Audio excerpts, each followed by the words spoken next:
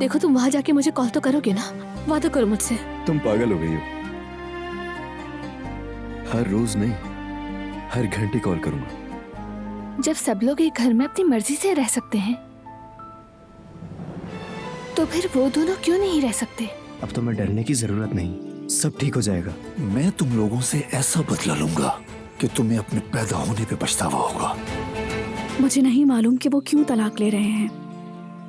दिलान आपा ने मेरी अम्मी को बताया, हमें सुनकर अफसोस हुआ। नौकरानी को चुनते हो तो फिर हमारी मुलाकात अदालत में होगी। अदालत में मिलते हैं बाबा। मेरे लिए सब कुछ तुम हो और कुछ भी नहीं छिनेगा मुझसे। दौलत और शोहरत की परवाह नहीं मुझे।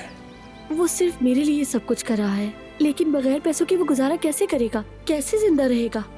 अभी तो हमें अपनी फैमिली भी बनानी है अम्मी। हमारे बहुत सारे काम हैं जो बिना पैसों के नहीं हो सकते। कैसे होगा ये सब कुछ?